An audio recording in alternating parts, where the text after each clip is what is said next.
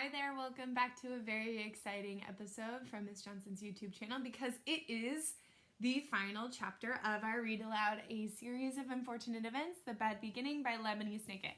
This is chapter 13, so we've been following the Baudelaire children as they have unfortunate event after unfortunate event, and this is only the first book.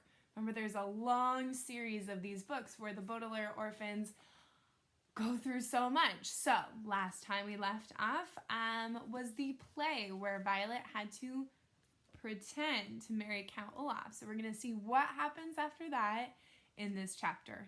Let's go. Chapter 13. And now, ladies and gentlemen, Count Olaf said, stepping forward to address the audience, I have an announcement to make. There is no reason to continue tonight's performance, for its purpose has been served. This has not been a scene of fiction. My marriage to Violet Baudelaire is perfectly legal, and now I am in control of her entire fortune. There were gasps from the audience, and some of the actors looked at one another in shock. Not everyone, apparently, had known Count Olaf's plan.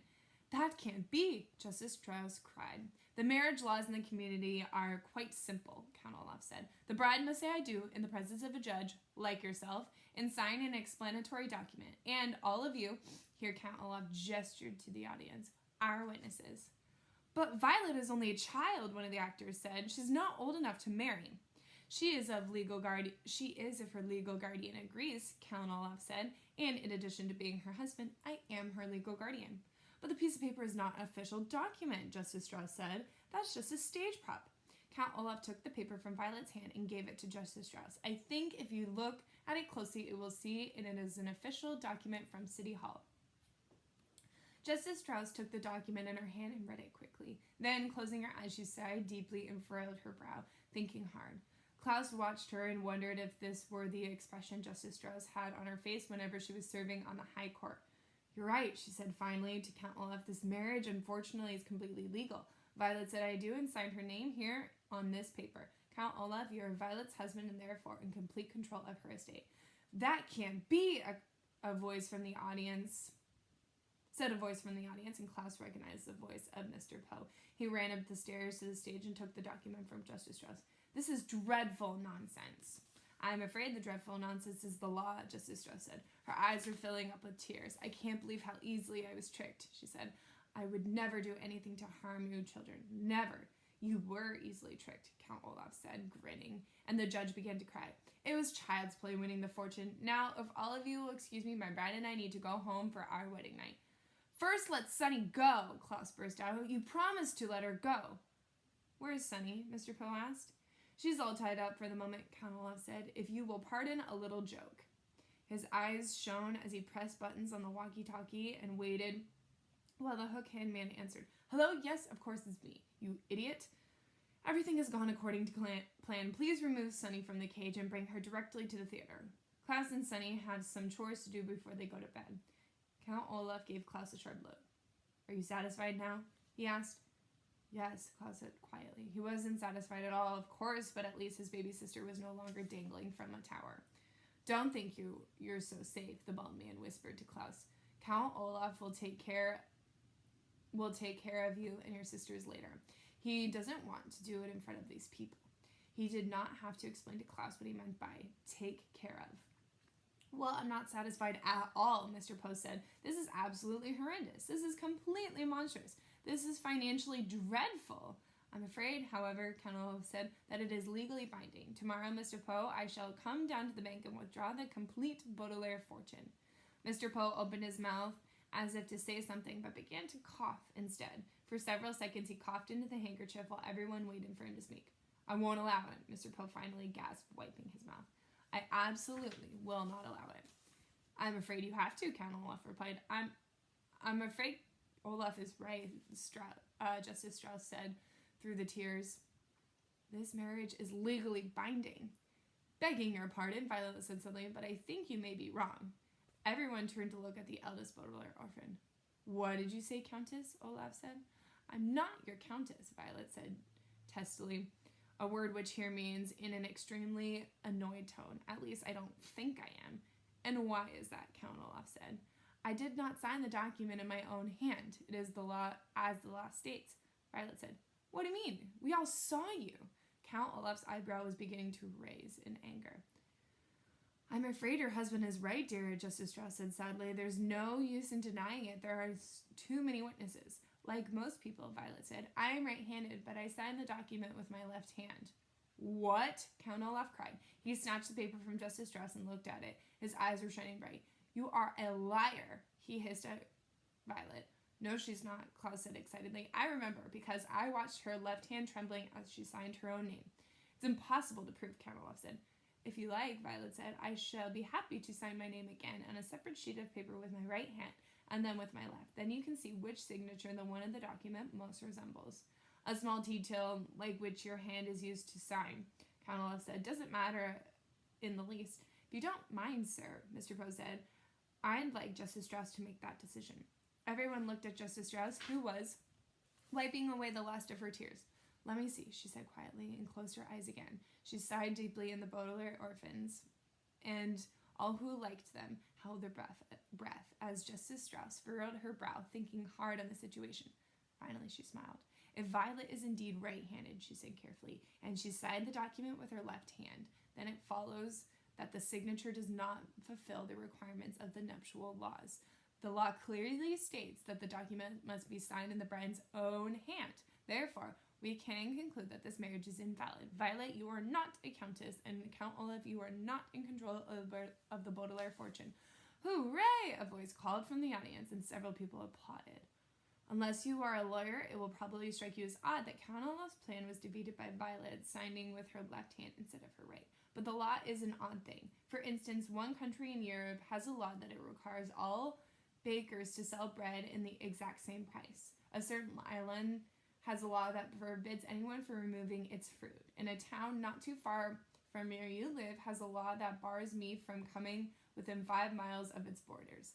Had Violet signed the marriage contract with her right hand, the law would have made her a miserable countess.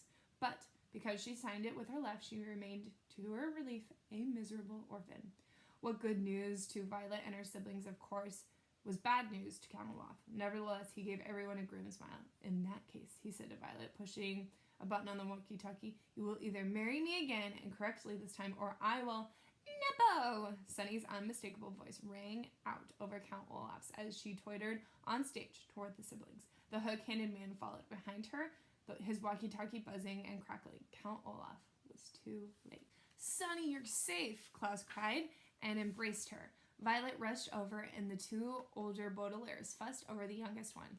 Somebody bring her something to eat, Violet said. She must be hungry after hanging in a tower window all that time. Cake! Sunny shrieked. Arrgh!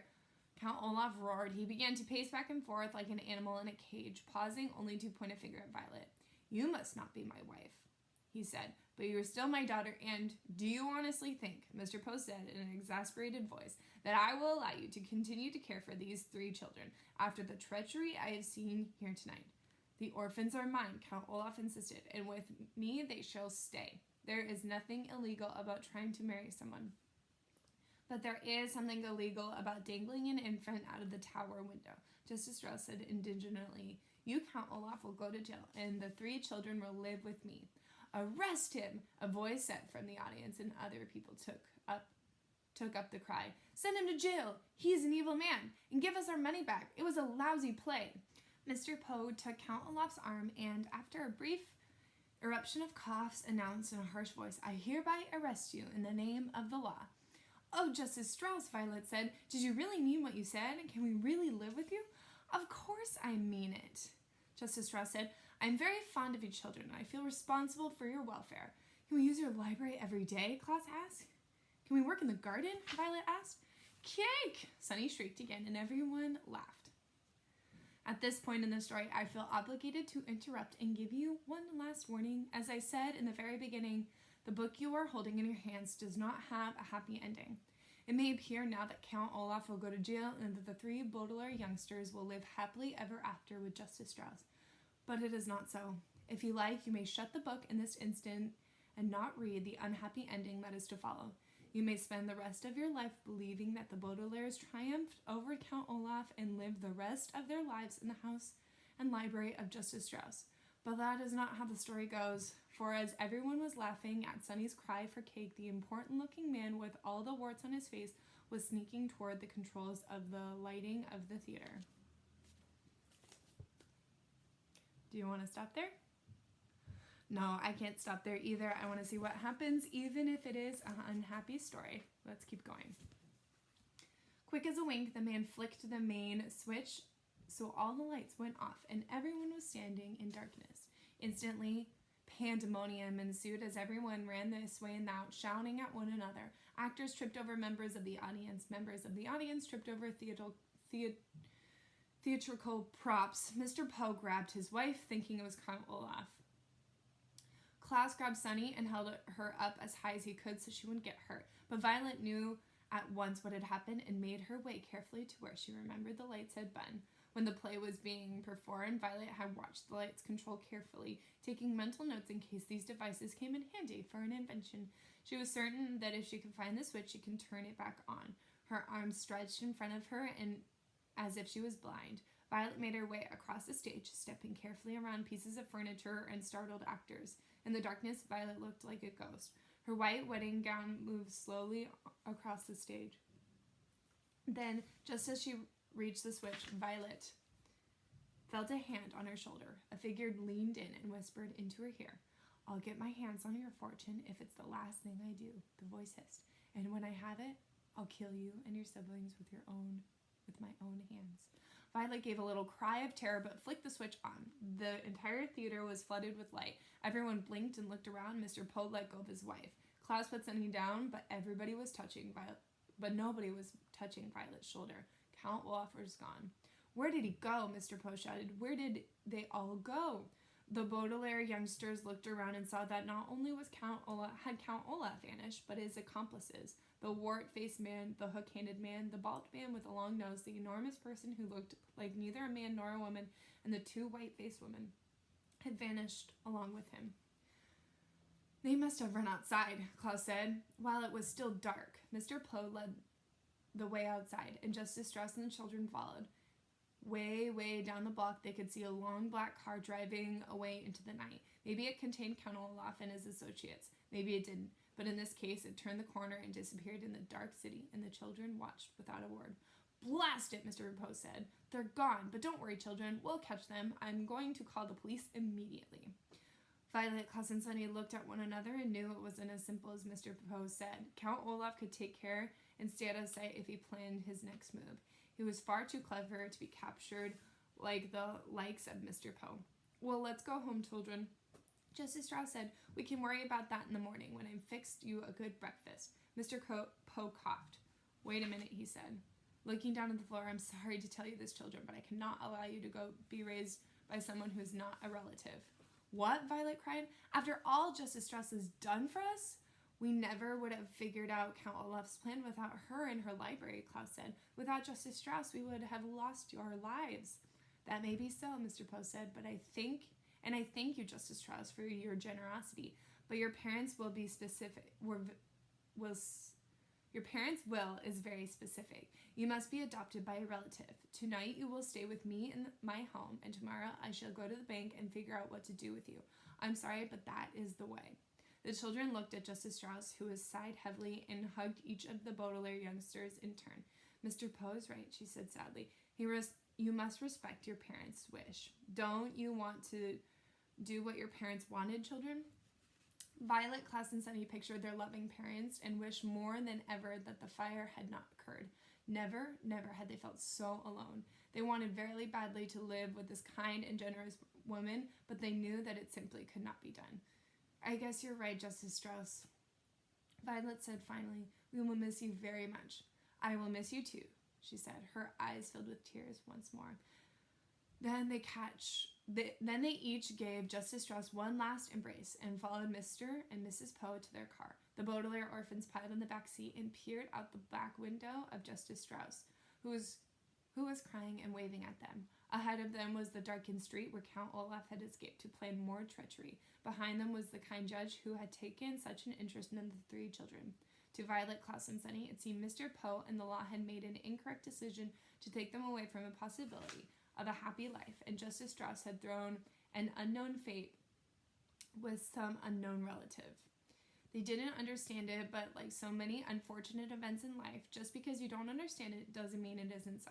The Baudelaires bunched up together against the cold night air and kept waving out the back window. The car drove further and further away until Justice Strauss was merely a speck in the distance, and it seemed to the children that they were moving in an aberrant. The word aberrant here means very, very wrong and causing much grief direction.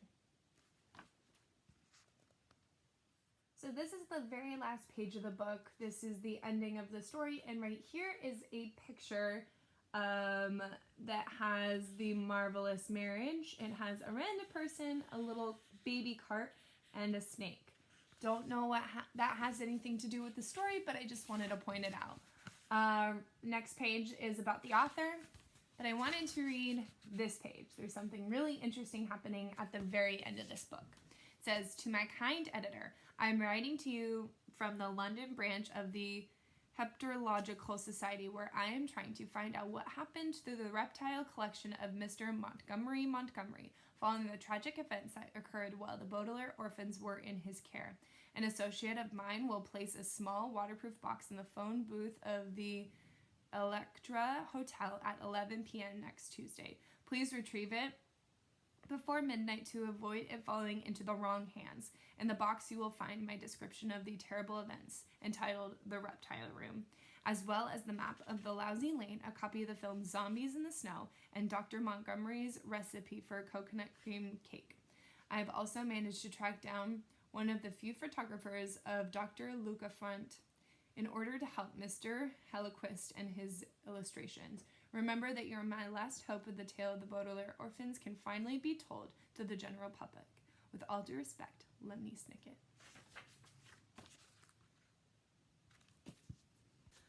So the reason I pointed out that last page, the picture, and then read that note from Lemony Snicket is because this is the first book of a series of unfortunate events. It's titled The Bad Beginning. The second book of a series of unfortunate events is called The Reptile Room. It is the second book. So that was basically setting up the next book. Probably not going to read it on this YouTube channel unless you really, really want me to, but I do really much encourage you to go check it out and read it. It's a really great and awesome story with tons of books about misfortune and unfortunate events with our favorite characters, Violet, Klaus, and Sunny. I really hope you like this read aloud. Let me know if you do. Comment and subscribe to my channel. I'll see you next time for another read aloud. Bye!